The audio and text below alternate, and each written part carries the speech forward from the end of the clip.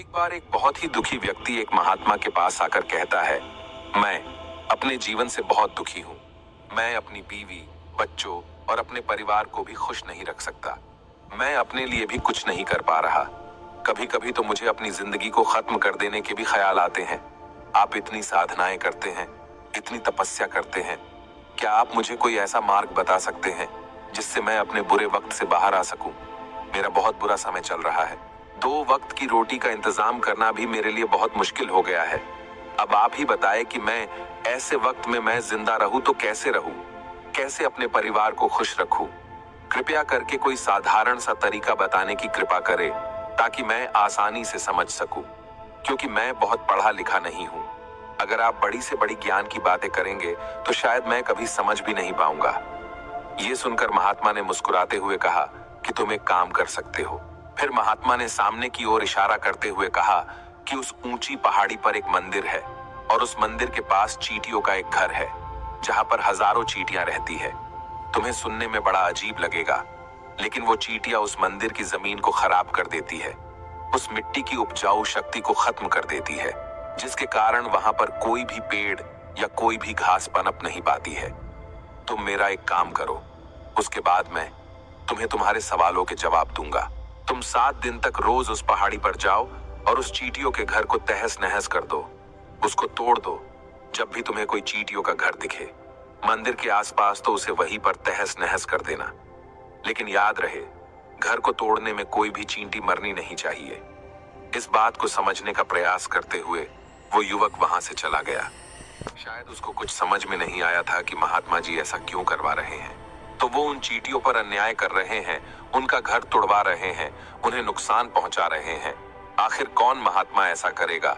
लेकिन फिर भी उस महात्मा की बात मानते हुए वो अगले दिन से ही पहाड़ी पर जाना शुरू कर देता है। जब वो पहले दिन पहाड़ी पर पहुंचता है तो देखता है कि बहुत सारी चींटियां अपना खाना जुटाने में लगी हुई है। सारी चींटियां कतार से चल रही है और अनाज के छोटे छोटे कण उठाकर अपने घर में जमा करती जा रही है। ये देखकर पहले तो उस युवक का मन कमजोर पड़ गया। उसने सोचा कि ये इतनी मेहनत करके अपना घर भर रही है और मैं इनके घर को तबाह कर दूंगा तो इनको कितना बुरा लगेगा।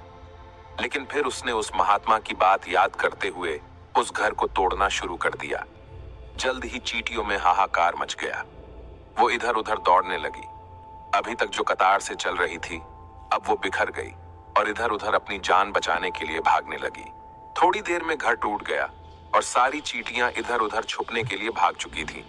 ये करने के बाद वो युवक दुखी मन से वापस अपने घर पर लौट आया।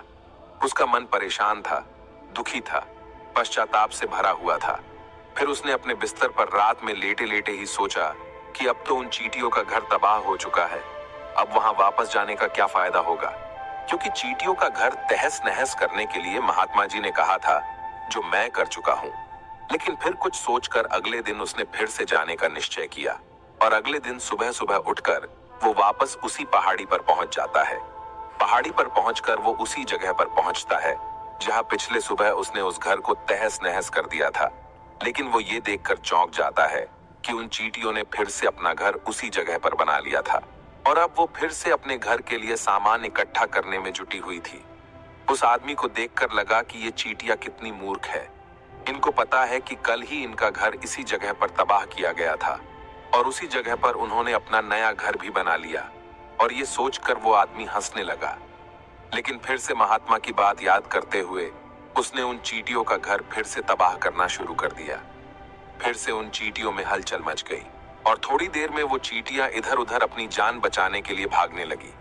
कुछ ही देर में उनका घर फिर से नष्ट हो गया और वो युवक थोड़ा संतोष के भाव से कि इस बार तो मैं अच्छी तरह से उस घर को तबाह कर दिया है, अब तो वो चींटियां यहाँ पर अपना घर बना ही नहीं पाएंगी। इसीलिए जाने से पहले उसने उस घर पर ठंडा पानी भी डाल दिया ताकि चींटियां वहां पर अपना घर न बना सके। और इस तरह अपना कर्म पूरा करके वो युवक फिर से अपने घर लौट आया। आज रात में सोते वक्त फिर से वो युवक यही सोच रहा था कि क्या महात्मा ये सही काम करवा रहे हैं? क्या किसी का घर तबाह करना किसी सिद्ध पुरुष को शोभा देता है?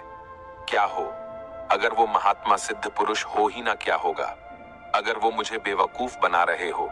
लेकिन फिर उसने निश्चय किया कि मैं अपने काम को पहले पूरा कर लेता हूँ। उसके बाद ही पता चलेगा कि महात्मा मुझे से ऐसा क्यों करवा रहे थे, और यही सोचकर वो रात में सो जाता है। अगले दिन सुबह उठकर वो फिर से उसी पहाड़ी की ओर निकल जाता है।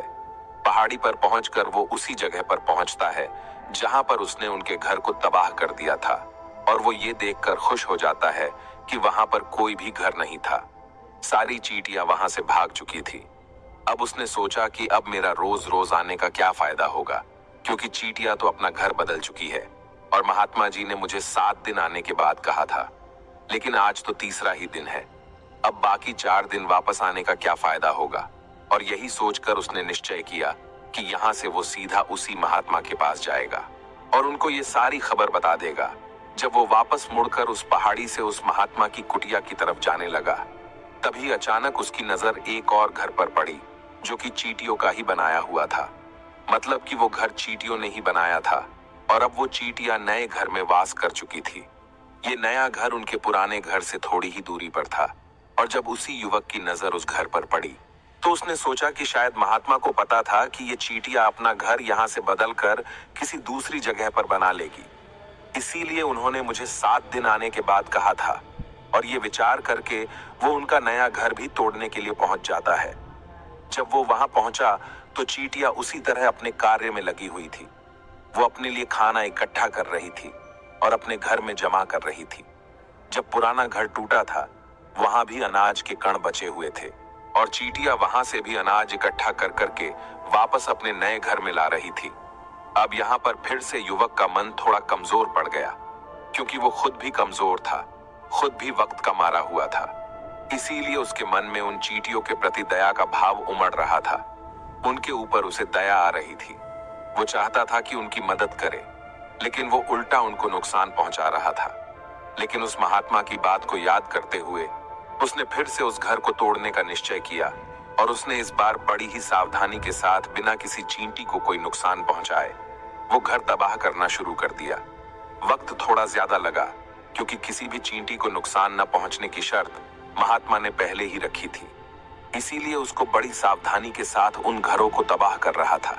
लेकिन आखिरकार उसने उस घर को भी तबाह कर दिया, और उस घर को तबाह करने के बाद वो बड़े ही दुखी मन से, इस बार वो पहले से भी ज्यादा दुखी था, क्योंकि उसने उनका नया घर भी तोड़ दिया था।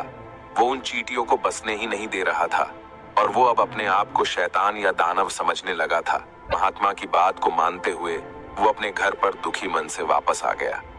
रात में सोने से पहले एक बार उसने फिर से सोचा कि मैं कितना बड़ा शैतान हूँ, कितना बड़ा दानव हूँ। पुराना घर तो छोड़ो, मैं उन चींटियों को कहीं भी बसने के लिए कोई जगह ही नहीं दे रहा हूँ। वो चींटियां मेरे बारे में क्या सोचती होगी, वो कितना बड़ा दानव होगा उस परमात्मा को जो मेरे द्वारा ये काम करवा रहा है। लेकिन फिर भी उसने अगले दिन जाने का निश्चय किया, और अगले दिन सुबह सुबह वो फिर से वहां पर पहुंच गया। वो ये देखकर फिर से आश्चर्यचकित रह जाता है कि इस बार चींटियों ने एक और नई जगह पर अपना घर बना लिया था। वो तो पहले से भी ज्यादा ऊर्जा के साथ काम कर रही थी, और उन्होंने एक रात में पहले से भी बड़ा घर बना लिया था, और अब वो फिर से अपना अनाज और खाना इकट्ठा करने में जुटी हुई थी। ये देखकर उस आदमी को लगा कि ये चींटियां किस मिट्टी की बनी हुई है। मैं उनको बार बार यहाँ से भगाने की कोशिश कर रहा हूँ, और ये वहीं पर अपना घर बना लेती है। क्या इनको पता नहीं है कि मैं यहाँ पर कभी भी बसने नहीं दूंगा। ये चींटी है, दिखने में इतनी छोटी है, लेकिन फिर भी ये मुझसे हार नहीं मान रही है। बड़ी ताज्जुब की बात है। और इस बार उसने गुस्से में उस घर को तहस नहस करना शुरू कर दिया। लेकिन इस बार तहस नहस करते हुए कुछ चींटियां वहीं पर मर गई, उसके पैरों तले कुचल दी गई। कुचलने के बाद जब वो अपने अहंकार से बाहर आया तो उसने देखा कि गुस्से में उसने उन चींटियों को कितना क्षति पहुंचा दी है।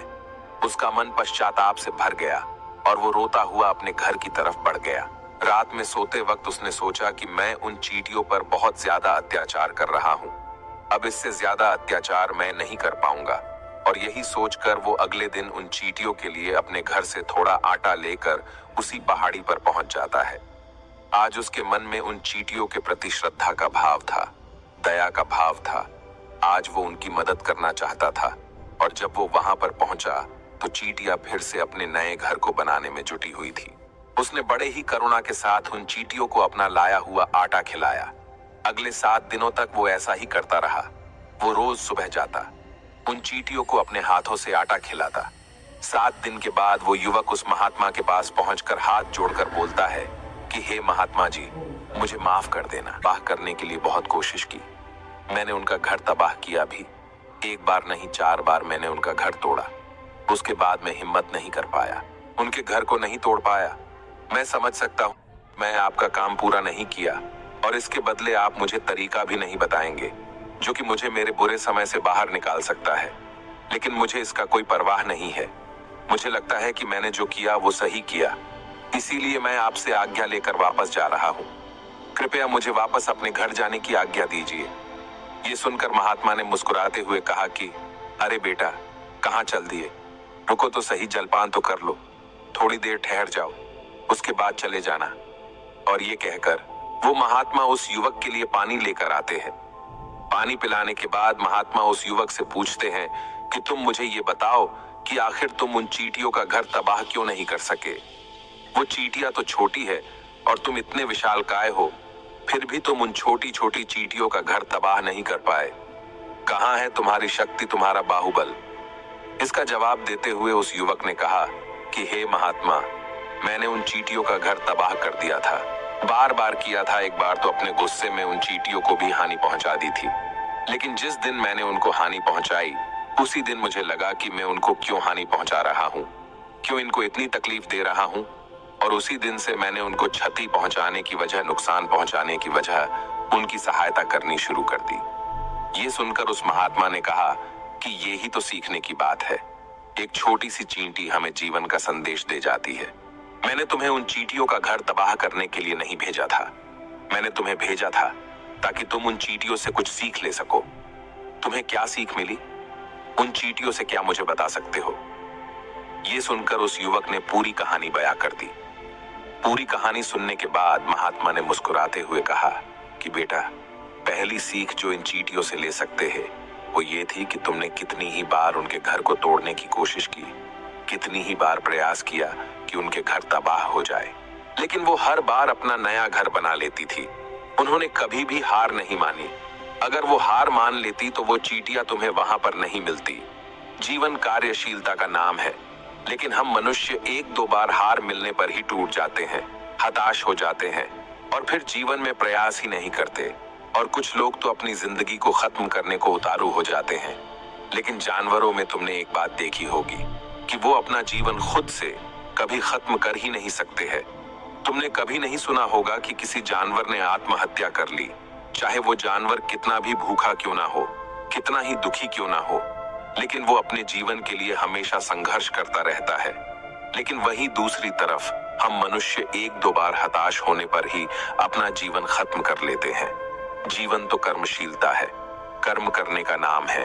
जीवन और मृत्यु आखिरी विश्राम है, परम विश्राम है। इसीलिए मृत्यु से पहले कर्म करना कभी मत छोड़ना, क्योंकि मृत्यु के बाद तो तुम परम विश्राम में चले ही जाओगे। तो उससे पहले कर्म करना क्यों छोड़ रहे हो? क्यों हताश हो रहे हो? अगर तुम्हारा एक घर टूट गया है तो दूसरा घर बनाने का प्रयास करो, कोशिश करो, और कोशिश करने वालों की कभी हार नहीं होती। ये तुम उन चींटियों से देख चुके हो। देखने में तुमसे कितनी छोटी है वो चींटियां और तुम इतने बड़े हो, लेकिन उनका मन तुम्हारा मन से इतना बड़ा है, इतना विशाल है, इतना दृढ़ संकल्प है कि इतनी बार घर टूटने पर भी उन चींटियों ने कभी हार नहीं मानी। दूसरी सीख ये है कि जब भी हमारे ऊपर बुरा समय आता है, हमें लगता है कि ये समय कभी नहीं जाएगा, ये समय मेरे जीवन को बर्बाद कर देगा, मुझे कभी नहीं जीने देगा, और अपने इन्हीं ख्यालों से, अपने इन्हीं विचारों से, जिसका असलियत में कोई भी अस्तित्व नहीं है, वो सिर्फ विचार है, और वही विचार हमारे मन को दुखी कर देती है, और इसीलिए हम प्रयास करना भी छोड़ देते हैं। लेकिन तुम खुद सोचो कि बार बार प्रकृति हमें क्षति पहुंचाएगी, नुकसान पहुंचाएगी, लेकिन कब तक पहुंचाएगी? अगर हम बार बार फिर से उठ के फिर से नया प्रयास करते रहेंगे तो प्रकृति भी हमारे सामने घुटने टेक देगी, और वो भी एक दिन हमारे ऊपर दयावान हो जाएगी, कृपालु हो जाएगी, और वो हमें सब कुछ देने लगेगी जिसकी हमने कभी कामना की थी।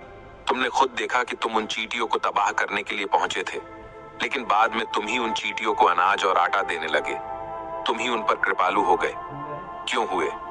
क्योंकि तुमने देखा कि वो चींटियां हार ही नहीं मान रही है। इसी तरह अगर तुम भी अपने जीवन में कभी हार नहीं मानोगे तो एक न एक दिन ये प्रकृति तुम्हें वो सब कुछ देगी जो तुम अपने जीवन में पाना चाहते थे। इसीलिए 2 सीख याद रखना, कर्मशीलता कार्य करते जाना, और दूसरा कि एक न एक दिन प्रकृति तुम्हारी उस कर्म का परिणाम तुम्हें जरूर देगी।